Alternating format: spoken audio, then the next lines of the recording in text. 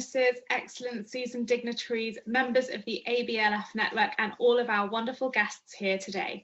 My name is Resham Katecha and I'm a strategy and policy specialist based in the UK, and as ever I am so excited to be here with you all at the ABLF City. Now, the day after International Women's Day, it seems befitting that I'm about to introduce to you an incredible woman who has broken glass ceilings to get to where she is in her position today. Dr Rubana Huq is a Bangladeshi businesswoman and poet. She is currently the managing director of the Mohammadi Group, which is a Bangladeshi conglomerate. She's done incredible things and as such has been recognised and featured in BBC 100 Women in 2 consecutive years. And in 2019, she became the first elected female president of the Bangladesh Garment Manufacturers and Exporters Association. So Rubana, thank you so much for being here with us today. I wanted to Thank you so much. Thank you. I wanted to ask initially about your election, and as I mentioned, no woman has been elected before. So the Bangladesh Garment Manufacturers and Exporters Association started in 1983. It has a status of being one of the most powerful industry lobbying groups, responsible for 4,500 factories that employ an incredible 4 million workers, most of whom are women. Can you tell us a little bit about your journey and how you got here? Hi, thank you for having me here. I can only tell you that it's not that easy being a woman. Unfortunately, I'm always on the move, and even for such an August event like today's, I'm still unable to get out of the car because I'm in Narayanganj in front of factories. So it's difficult. The journey is difficult, but let me tell you, it's worth it. I joined the business in 1995, and let me share an anecdote here. So my husband, who was the founder of the company, told me, you know, you never have to join business. Just do what you want to do, because I always wanted to be an academic. And then when he had high blood pressure, one day he told me, please join my business and take over. So I made sure that I was indispensable for him. And as things turned out, he gave up on running the business totally. So this is how we begin. Women strategize, women engage, and women take over. So that is a journey of almost every woman. The only thing is, throughout the journey, I've just had to have a lot of courage and faith and conviction to carry on. It's a difficult journey. I came here and I've been running the business, and now my children run the business. But at the base of it all, it's incredibly important for us to remember that as women, we must be steadfast. So basically, I followed the mantra of courage, and I've followed the mantra of conviction, and I've just carried on with my struggles. I've never let any adversity ever stop me from doing anything. So I think womanhood is always about addressing the insurmountable. Womanhood is always about doing what you want to do the most with the greatest conviction and never giving up. And, you know, as a woman, I sit in a board of 35 male members, and I'm the sole female member. And let me tell you, this journey hasn't been easy either. I've had tremendous challenges dealing with an all-male member board. And before me, I've had 17 male presidents, and I'm the first female. So I don't think I've broken the glass ceiling. I've merely touched it. But I certainly believe the ones following me will smash glass ceilings and do much better than I ever could have dreamt of. Thank you. Well, inspiring words for those following in your footsteps, although I think you're being very modest about your own glass ceiling there. But tell us a little bit more. You mentioned 17 male presidents before you, and we know that of the 4 million-ish workers that you represent, the majority are women. How do you manage that challenge, that juxtaposition between a very male decision-making body and a mostly female workforce, especially in a society that still has, as most societies do, some gender imbalances in terms of power and pay? I deal with it. I deal with the situation with a single word. It's called empathy. And I believe women have more empathy. I believe that is the reason why we haven't had any major sector upheaval in the last 2 years. We've had a labor sector which was very much under control. That's because of the difference in attitude. Like I still remember very right when I took over as the president of BGMEA, there used to be a lot of protests. So workers usually come to BGMEA, to our association, and protest against owners. So most of my male members would tell me, please don't go down and address them. This is not done. A president is not supposed to go and meet the workers. But I made sure that I did. So I used to go down regularly and meet the workers and talk to them. And trust me, that sort of, led to a lot of understanding. And the workers understood that when I spoke to them as a woman, they would identify, and they knew that I wouldn't lie. Mm-hmm. So being a woman is also an advantage, because what we say with conviction, and people believe us, especially the female labor force. So this also helped me keep the sector stable. So, multiple things and multiple challenges, but of course, we have had to address them through different techniques, but we've been balancing so far. And I'm sure that, being a woman has helped quite a lot. And of course, you're not only dealing with the challenges of being the first woman in your role in a very male-dominated industry, but you've had to deal with the immense challenges of COVID. And how have you done that? How has the BGMEA responded to the huge challenges when it comes to unemployment, job losses, unfulfilled orders or cancelled orders? What's been your priority? How have you managed that? And what do you see as the way going forward? During COVID, what happened was our Honorable Prime Minister was gracious enough to give us a stimulus package, which was basically a package of low interest credit to us. So that helped. So for 4 months, we had a credit extended from the government, from the budgetary support, and we had more or less an easy time going through it. So it was important for us to make sure that we kept on paying our workforce. So that was important. That is how we basically handled COVID. And but I must say that we woke up to almost $3.17 billion worth of cancellation, of which we were able to negotiate and bring back 90% of it. But that was also something that as an association we did. So we continuously engaged, and we continuously brought back orders. We stood for our members and made sure that our workers were paid. So there was a huge responsibility on our shoulder to keep the sector steady, because it's just not about the government and the local interest. It's also about keeping the buyers at bay when they are not really reacting very favorably, because most of them just evoke force majeure clauses, and we just had overnight cancellations. So it was completely an unacceptable situation for us, but we just waged on with our association battles, and we won them, and buyers were kind enough again to reinstate orders. Of course, they were also going through a lot of problems. So as far as we are concerned, I think the best way that any challenge can be actually addressed is through public-private partnership, and that's exactly what happened in our case, because Bangladesh and Honorable Prime Minister Sheikh Hasina was the first in South Asia to have reacted with such a generous package. So we thank her graciously for this, without which we would have been in dire straits. And you've talked about the incredible forward-thinking stimulus package that you got before most other countries had had a chance to think about what was needed. So a great example of resilient leadership there. You've obviously had to demonstrate that type of leadership too. Given uncertainty, given volatility, given that there are still fears of possibility of global recession, how do you see resilient leadership making a difference to the most vulnerable workers in society who really are dependent on contracts that they can't necessarily influence when it comes to force majeure?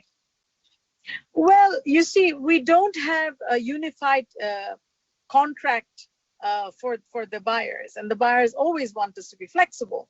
So we are flexible, but there's a limit to being this vulnerable. So we need policy support to frame a framework which will support a unified code of conduct even for the buyers. So it's, we are always under prescription. We are always subjected to various codes of compliance. But at the end of it all, are we all being compliant in this game? The phrase sustainability has taken the world by storm. But have we ever thought of sustainable livelihoods? Have we ever thought of green prices when we talk about green factories? So these are conversations which are hard hitting, but this is one time when we all need to realize that we are all in it together and there are no sides. So policies must be global policies. If there are sustainable sourcing policies, they have to be globally sustained and certified and endorsed. If there's going to be a global sourcing supply chain code, then that has to be also globalized and standardized. If there are labor activists talking about labor rights, that also has to be standardized. I mean, there is no other way but to have a unified approach to challenges and like as great as this pandemic has been. And I want to pick up on that sustainability because that was kind of a key movement even before the pandemic. And the pandemic, I think, has just brought to the fore the interdependence of our planet and also the vulnerability and fragility of it to a certain extent. So when you think about sustainability, what does that mean for the 4 million workers and the factories you represent? And what would you like to say to people around the world in terms of their sustainability policies if they are to be, as you say, global? I can only say that we have a great hashtag that we have invented. We call it hashtag Go Human, Go Green. With brands like Patagonia, which actually sell jackets at very high value, they keep on saying that, don't buy one. Just don't buy another new one, but go ahead and, just, mend them and wear them. This is fine. This is perfect. I mean, this is what consumerism should be. But while we remember that apparel is the second skin of ours, we also need to be equally conscious about whether up to what extent our purchasing practices are impacting lives in manufacturing countries like ours. There are 4.1 million, like I said, 4.1 million workers, and out of which 70% are women. Can you imagine sourcing less and just saying that, we are consuming less, that really doesn't help, but paying more does. So you can source less, but pay us the right price. We have the largest green factories in the entire world in Bangladesh, but unfortunately we don't have green prices. So there has to be a universal discourse on balancing between sustainable sourcing and sustainable supply. There cannot be a disconnect between the two. So we need to make sure that the conversation that we are having is happening at the same time. So all I'd like to say is, go human, go green, and conscious consumerism is definitely to be promoted, but also at the same time, partners like you can help us voice to the rest of the world that, you are impacting livelihoods in less developed countries. And without your support, this level of awareness cannot be created in the universe for especially the new generation who believe in sustainability. They must also remember while they read Made in Bangladesh, they have to also feel that Made in Bangladesh with pride, because this sustains the women workforce. So empathy is key here, understanding is critical, and of course, sustainable sourcing is the most important. That's the code that we want to live by. And we have the highest number of compliant factories now. Structurally, fire-wise and electrical compliance-wise, we are at the best. But we need to be acknowledged for our contribution to the economy, because our workers know nothing better except this. So if you stop buying, you hurt us. You hurt the 4.1 million workers, 70% of whom are the women. Also, let's remember that this is Bangladesh, which has housed 1.2 million Rohingya refugees. Mm-hmm. So we have many claims to humanity, which are often undervoiced. So we need partners like you to support us to have a global voice henceforth. And I want to pick up on that. You've talked about the importance of the industry to the economy, and actually the garment industry accounts for more than 80% of Bangladesh's exports. You've touched briefly on the humanitarian work. Given that Bangladesh is the second largest clothing exporter after China, I know that you yourself have been very passionate that one of your key responsibilities is to tell a better story of Bangladesh to the world. So tell us a little bit more about the storytelling you're hoping to do, whether it's through this platform, and I can speak on behalf of the ABLF that we're delighted that you are here to share that story with the world. But what do you want the world to know about the work you're doing? The first thing we want to know, the world to know, is 4 of the ready-made garment workers have graduated from an international university last December. 70 RMG workers are now attending a university called Asian University for Women. And there we're offering placement for our workers to go and get integrated. And that's an international university which houses lots of other nationalities. And these RMG workers of ours are actually going there and getting integrated with them. And they're graduating. One of them is going to Cambridge this year. So this is our point of pride. So female empowerment and also access to education is something that we live by now and swear by. And, we are also providing online education for the female workers' children in factories. And, during pandemic, we started doing another thing. We started addressing their mental health issues. So, we have a pledge to their mental health. And Bangladesh is also basically known for 5 basic products. But we haven't had much value addition. At this point of time, we are encouraging artisanship, and we are making sure that our jamdanis, our taats, the handmade fabric get exported. So we are now linking couture to export. That is something that we are extremely proud of. Also, we as an association have launched the first ever sustainability report this time. So we are aligned with SDG goals. Out of the 17, we have run a full-on survey on the garment sector, and out of 17, we are directly aligned with 7. So we want the world to know that we are SDG aligned, that we are attempting higher education for women, and that we support their endeavors to reach to the next level, because mid-level management and top positions are still unavailable. And a female ready-made garment worker, how much can they dream? What are the ceilings of their dreams? So we need to redefine their ambition. We need to address their desires as well. If I, in my elite bubble, could have done a PhD when I was 55 years old, they should be able to dream of anything and everything beyond past their sewing machines. So dreams are to be supported. And we want the world to know that industrial relations in Bangladesh has improved to a great extent. And, in an industry of 4.1 million workers, 4,000 things can go wrong. But we have an industry which is not defensive. So if there are things going wrong, we are immediately correcting them. So we need your support and your help to tell the story of Bangladesh RMG workers better. And that is something that we will seek from you on a continued basis from now on. Thank you. I hope that we can deliver, and I will definitely be spreading the Go Green, Go Green hashtag. You've spoken about leadership, and of course you really have shown a lot of women in your country and many other countries that you can be the first woman to follow 17 male presidents before you. Often women are expected to stick to traditional forms of leadership, which are male forms of leadership.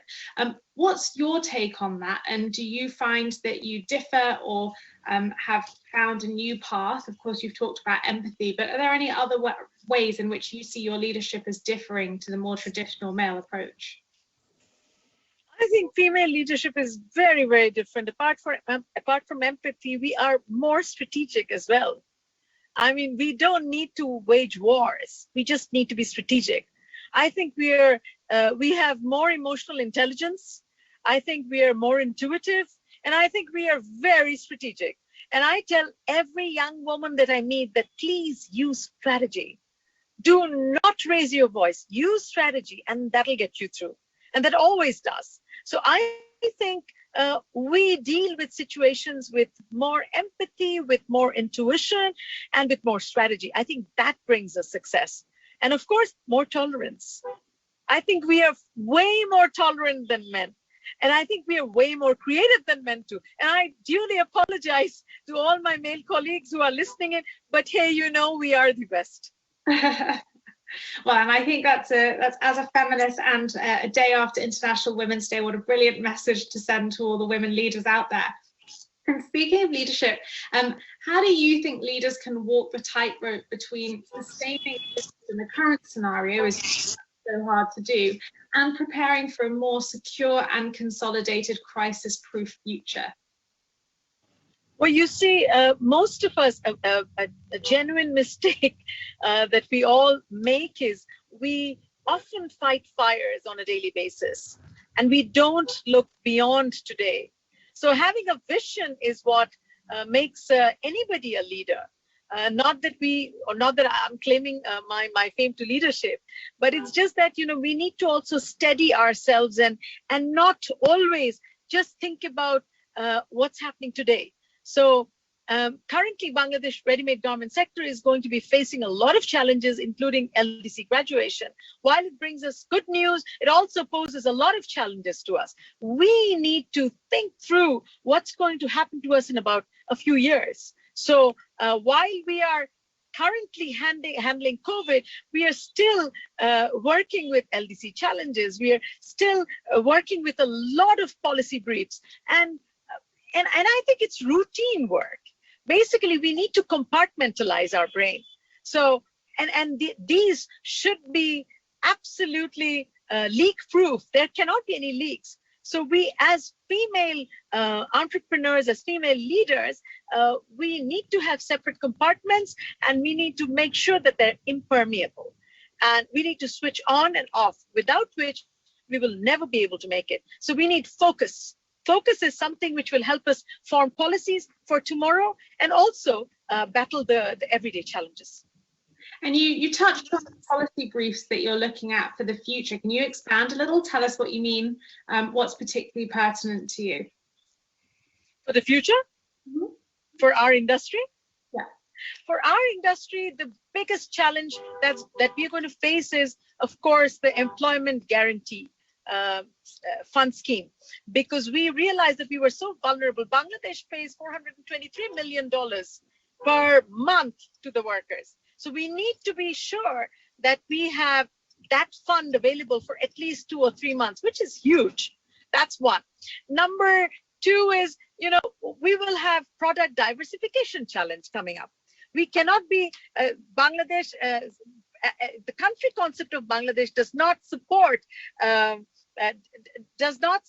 higher value addition. So higher value addition is going to be a great challenge for us. We must create our own image, and we must make sure that people believe that we are capable of producing better product. So I can only tell you that, you know, women's blouses, the world buys $9 billion worth of women's blouses, and we only supply around $300 million worth of that.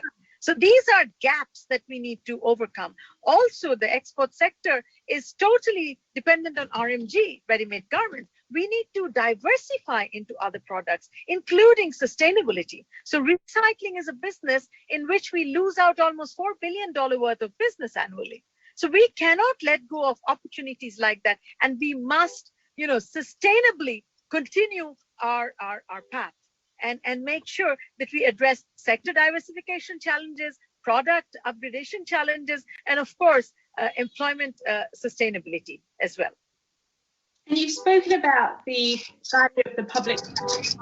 When you think about what role do you see the government is playing in enabling you to get into some of these markets where you're not fully leveraging the opportunities? Well, I can only tell you that Vietnam has done a brilliant job by aligning with EU with their FTA. So Bangladesh hasn't really gone into the FTA phase yet. We are still into multilaterals, and bilaterals are being worked out. So an ASEAN +1 approach may help us. There are markets which we really haven't tapped into. And you know, Middle East is a great market for us as well. But we need to also live up to the expectations of the market. And we must have a lot of full-on economic diplomacy, without which, just private sector B2B isn't going to help. The G2G is going to help. So here we need governments to basically step up and establish linkages, and then we pick it up. Otherwise, it becomes, without proper infrastructure, we're going to have a difficult time achieving what we want to achieve. So for untapped markets, it's not up to us. It's up to our governments to also break the barriers. But of course, B2B conversations can begin. And you, as great partners, if you are in this, we would be eternally obliged. But these conversations need to begin at a G2G level as well, through economic diplomacy. Of course. And then finally, speaking to the elements around the gender gap, we know that all around the world, gender pay gap and promotion opportunities are limited. So what work is it that the BGMEA can do or support to ensure that women are really enabled to rise through the ranks and that they get the opportunities and the pay that their male peers do? For us, we are completely beyond this conversation, because we have 7 grades. And we don't have a gender pay gap in our pay structure. So if a woman is in grade 3, she will be getting what she does, so will a male. So there is no gap. But there is a gap in what I'm saying, because we find less female supervisors, and there is a male mindset that stops them from getting to even supervisory positions. So for us, it's difficult, but gradually the number of female supervisors is also increasing. So what we are basically doing is we're trying to incentivize factories which are providing higher positions to females. So, incentives from different angles, including buyers, are imposing this, that, female empowerment, needs to be taken to a newer level. And we want females to rise to the next rank. But also, while we talk about male mindsets, let me also share with you that even females often don't want a female supervisor in a better position. So like I said, it's not just a question of hashtag he for she, it's a question of a hashtag she for she. So we as women must stand by one another. That is what we need to do. And what a fabulous note to end on. I think definitely a shout for Sisterhood and for Go Human, Go Green. So Rubana, thank you so much for your time today. I know you've got so much more to share with us, but sadly we've run out of time. Those were really fascinating insights. And if you did have anything you wanted to share on the session to our audience, please do make sure you share on our social media wall with the hashtag ABLF City, and of course hashtag Go Human, Go Green. And remember that if you missed a part of this session or any other session from today or the previous month's session, you can come right back here on the platform and view it on demand. So thank you again, Rubana, and thank you for joining us today. Remember that we are back every month featuring global leaders in powerful conversations. Thank you. Thank you for having me. Thanks.